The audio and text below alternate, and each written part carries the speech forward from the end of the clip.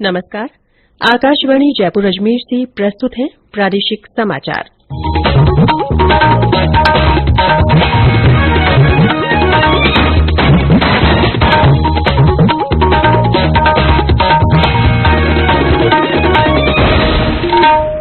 मुख्य समाचार। केंद्रीय ग्रामीण विकास मंत्री गिरिराज सिंह ने स्वयं सहायता समूहों द्वारा बनाए गए उत्पादों को ई मार्केट से जोड़ने के निर्देश दिए। प्रदेश में गर्मी में और तेजी, ज्यादातर स्थानों पर तापमान 41 डिग्री सेल्सियस से अधिक। आज मौसम में बदलाव की संभावना। करौली में कर्फ्यू समाप्त। जिले के श्री महावीर जी में आज रथ यात्रा का आयोजन। और राजस्थान बोर्ड की 8वीं कक्षा की परीक्षाएं आज से।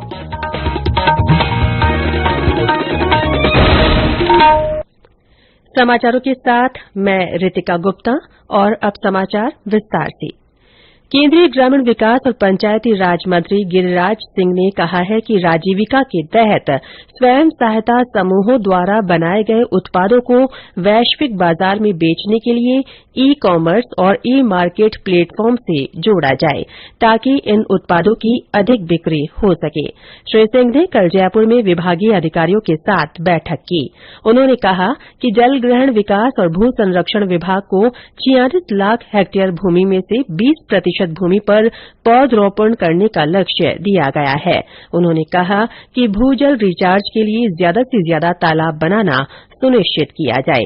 केंद्रीय मंत्री ने कल राज्यपाल कलराज मिश्र से राजभवन में शिष्टाचार भेंट भी की। इस दौरान जयपुर सांसद रामचरण बोहरा भी उपस्थित रहे। लोकसभा अध्यक्ष ओम बिरला ने कहा है कि पर्यावरण संरक्षण मानवता के साझा भविष्य की रक्षा और सतत सुचारू विश्व के निर्माण के लिए जरूरी है। कल लोकसभा सचिवालय द्वारा संसद परिसर में आयोजित एक कार्यक्रम में राष्ट्रीय पर्यावरण युवा संसद के प्रतिभागियों को संबोधित करते हुए उन्होंने कहा कि भारत जलवायु संरक्षण पहल में पूरे विश्व का नेतृत्व कर रहा है। श्री बिरला ने कहा कि विधायिका भी इस दिशा में सक्रिय भूमिका निभा रही है।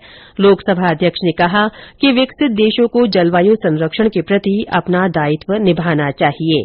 उन्होंने कहा कि जलवायु से संबंधित मुद्दों के समाधान के लिए एक सामूहिक कार्य योजना तैयार कर लागू की जानी चाहिए। प्रदेश में गर्मी में एक बार फिर से तेजी आ गई है। ज्यादातर स्थानों पर अधिकतम तापमान 41 डिग्री सेल्सियस से ज्यादा हो गया है। धौलपुर में सर्वाधिक 43.9 डिग्री सेल्सियस तापमान दर्ज हुआ।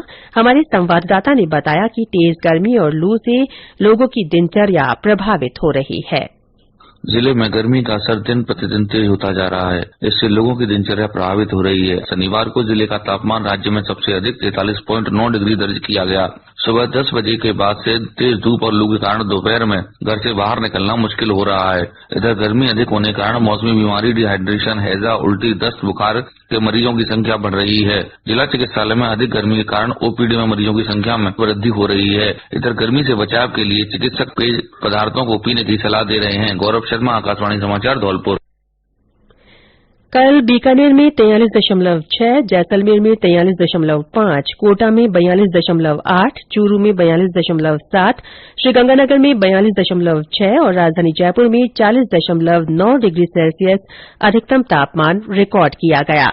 मौसम विभाग के अनुसार आज से एक बार फिर मौसम में बदलाव होगा और बादल गरजने के साथ तेज आंधी भी चल सकती है। इससे तापमान में गिरावट आने की संभावना है। विभाग के अनुसार आज से पश्चिमी राजस्थान के ऊपर एक परिसंचरण तंत्र बनने की संभावना है। इसका असर बीकानेर, जैसलमेर, जोधपुर, नागौर और चूरू जिलों में दोपहर बाद देखने को मिलेगा। प्रदेश के दूसरे शहरों में मौसम पूरी तरह साफ रहेगा। ये समाचार आकाशवाणी जयपुर अजमेर से प्रसारित किए जा रहे हैं। इन समाचारों को आप हमारी वेबसाइट news.air.gov.in पर राजस्थानी में भी पढ़ सकते हैं। समाचारों के ऑडियो बुलेटिन भी वेबसाइट पर उपलब्ध हैं। वेबसाइट पर सोशल मीडिया अकाउंट के माध्यम से ताजा जानकारी प्राप्त की जा सकती है। समाचार अभी और भी हैं, उससे पहले ये संदेश। कॉम्पिटिटिव एग्जाम्स की तैयारी कर रहे परीक्षार्थियों के लिए एक विशेष कार्यक्रम अभ्यास। आपके होंगे सवाल और हमारे विशेषज्ञ देंगे उसका जवाब। आप अपने सवाल रिकॉर्ड कर हमें भेजें व्हाट्सएप नंबर 9289094044 पर या फिर ईमेल करें abhyas.airnews@gmail.com पर। आपका अभ्यास हमारा प्रयास।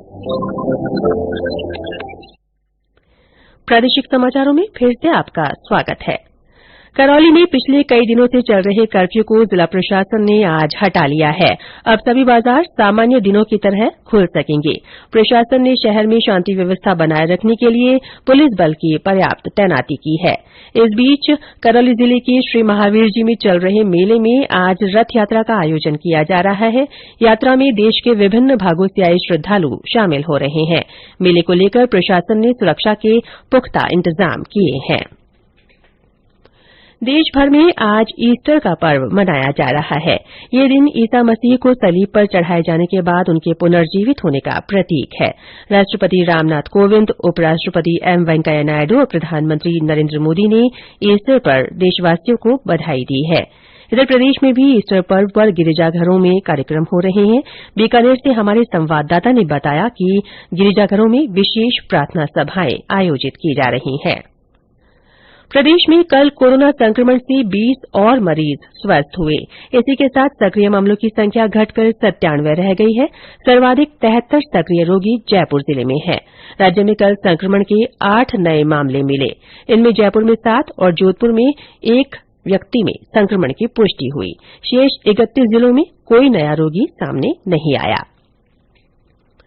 राष्ट्रीय कोविड टीकाकरण अभियान के तहत अब तक 186 करोड़ 49 लाख से अधिक टीके लगाए जा चुके हैं। वहीं राज्य में अब तक 10 करोड़ 35 लाख से अधिक कोविड वैक्सीनेशन हो चुका है। राजस्थान बोर्ड की 8वीं कक्षा की परीक्षाएं आज से शुरू हो रही हैं। तेज गर्मी को देखते हुए परीक्षा के समय में बदलाव किया गया है। परीक्षा सुबह 10:30 बजे से शुरू होकर दोपहर 1 बजे तक चलेंगी। विशेष आवश्यकता वाले परीक्षार्थियों को प्रश्न पत्र हल करने के लिए 1 घंटे का अतिरिक्त समय मिलेगा। ये परीक्षा 17 मई तक आयोजित होगी। वहीं 5वीं बोर्ड की परीक्षा भी 27 अप्रैल से शुरू होकर 17 मई तक चलेंगी। चूरू से हमारे संवाददाता ने बताया कि जिले में 8वीं बोर्ड परीक्षा के लिए 248 परीक्षा केन्द्र बनाए गए हैं। इनमें 42,000 से अधिक छात्र परीक्षा देंगे। वहीं करौली जिले में 125 परीक्षा केन्द्रों पर 28,000 से अधिक परीक्षार्थी शामिल होंगे। जम्मू कश्मीर के शोपियां में एक हादसे में जान गंवाने वाले सेना के जवान राम अवतार यादव का कल अलवर जिले के लालपुर गांव में सैनिक सम्मान के साथ अंतिम संस्कार किया गया। क्षेत्रवासियों ने नम आंखों से जवान को अंतिम विदाई दी। इस मौके पर जनप्रतिनिधि, सेना, पुलिस और प्रशासन के अधिकारी मौजूद रहे। राजस्थान पुलिस की महिला एथलीट सोनल सुखवाल ने रांची में आयोजित नवी Indian open race walking competition 2022 में 22 किलोमीटर रेस वॉक में कांस्य पदक प्राप्त किया। इसके साथ ही सुखवाल ने इस साल सितंबर में चीन में आयोजित होने वाले एशियाई खेलों के लिए क्वालीफाई कर लिया है। प्रधानमंत्री नरेन्द्र मोदी आगामी रविवार को आकाशवाणी से मन की बात कार्यक्रम में अपने विचार साझा करेंगे। प्रधानमंत्री ने कार्यक्रम के लिए लोगों से सुझाव आमंत्रित किए हैं। श्री मोदी ने एक ट्वीट में कहा कि मन की बात कार्यक्रम के जरिए बिल्कुल जमीनी स्तर पर बदलाव लाने वाले अनुभव साझा करने का मौका मिलता है। लोग MyGov और नमो ऐप पर सुझाव भेज सकते हैं और 1800-11-7800 पर अपने विचार रिकॉर्ड करा सकते हैं। फोन लाइनें 22 अप्रैल तक खुली रहेंगी।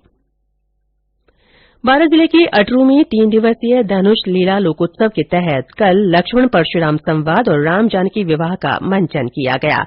लक्ष्मण परशुराम संवाद के बाद भगवान राम ने धनुष तोड़ा। इससे पहले कस्बे में विभिन्न झांकियां निकाली गई। उत्सव के तहत आज श्याम बाबा का जागरण आयोजित होगा। और अंत में मुख्य समाचार एक बार फिर। केंद्रीय ग्रामीण विकास मंत्री गिरिराज सिंह ने स्वयं सहायता समूहों द्वारा बनाए गए उत्पादों को ई-मार्केट से जोड़ने के निर्देश दिए हैं। प्रदेश में गर्मी में और तेजी आ गई है। ज्यादातर स्थानों पर तापमान 41 डिग्री सेल्सियस से अधिक रहा। आज मौसम में बदलाव की संभावना है। करौली में जिला प्रशासन ने कर्फ्यू समाप्त कर दिया है। जिले के श्री महावीर जी में आज रथ यात्रा का आयोजन किया जा रहा है। और राजस्थान बोर्ड की 8वीं कक्षा की परीक्षाएं आज से शुरू हो रही हैं। इसी के साथ प्रादेशिक समाचार बुलेटिन समाप्त हुआ। नमस्कार।